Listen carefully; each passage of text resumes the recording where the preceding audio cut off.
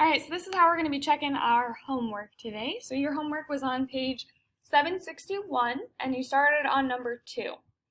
So number 2 says you are finding the total number of outcomes for each situation, and it looks like you're choosing a sandwich and a side from the list shown in the table. So we have two things that we're choosing, a sandwich, I'm going to abbreviate it, and a side. If you look at your sandwiches, you have 1, 2, 3, 4, 5 different choices. Times you have 1, 2, 3, 4 different sides to choose from. Therefore, there are 20 total outcomes.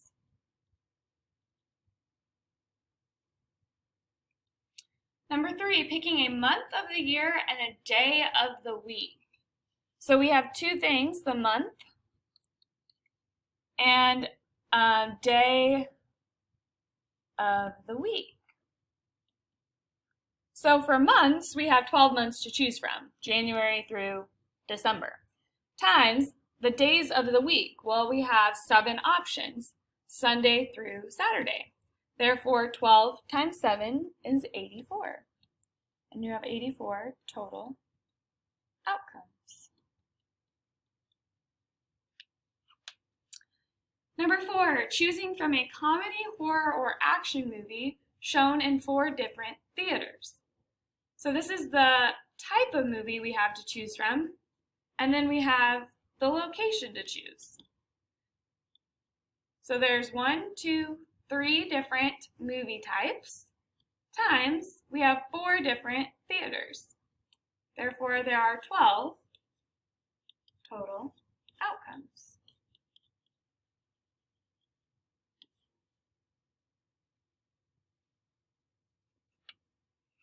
Number 5, this one I thought was kind of tricky. You have to use the map.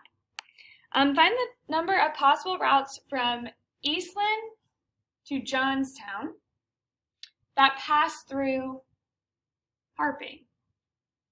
Then find the probability that State and Fairview will be the routes used selected at random.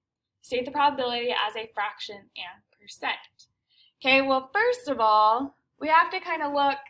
There's 2 different routes that we can take from Eastland to Harper. So there's 2 routes that way, times there's only 3 routes from Harping to Johnstown. Therefore, 2 times 3 is 6. So there's 6 total ways that we could get from Easton to Johnstown if we have to go to Harping first. Now we have to look at our map and think of how many ways are there for us to get to Eastland, to Harping, to Johnstown if we use State and Fairview. So here, if I use this route, there's only one way for me to use State and Fairview and hit all 3 locations. Therefore, there'd be 1 out of 6 options. That as a decimal is a repeating digit, so you round to the nearest hundredth, which would be 17%. If you didn't have the decimal, that's fine because it only wanted a fraction and percent, but for most of us, it's easier to change our fraction to a decimal and then change it to a percent. So it's okay if you did not have the decimal. Number 6. Find the number of possible choices for a 2-digit number that is greater than 19. Then find the number of possible choices for a 4-digit personal identification number if the digits cannot be repeated.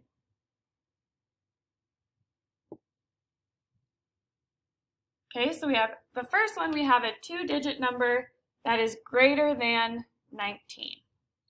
Okay, so we have to think, is 19 bigger than 19? And we would say no. So we would have 20 all the way to 99 because 100 would be a 3-digit number. So there are, if you count 20 all the way to 99, there are 80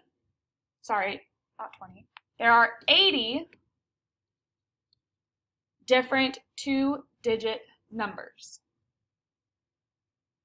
greater than 19. I guess there's only one thing that we're finding there. So we would say 80 two-digit numbers greater than 19. Okay? But then the second thing is we're going to use a 4-digit personal identification number, and the digits cannot be repeated.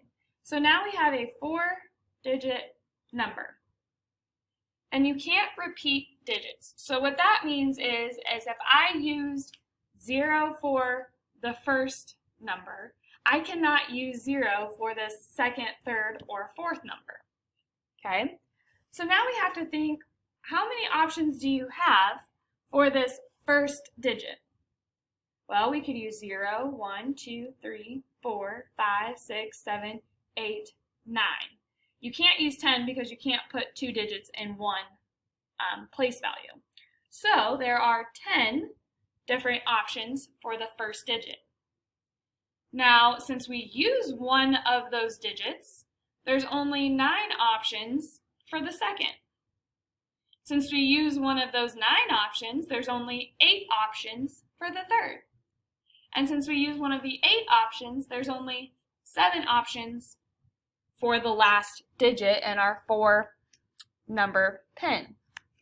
Therefore, if you take 10 times 9 times 8 times 7, you get 5,040 total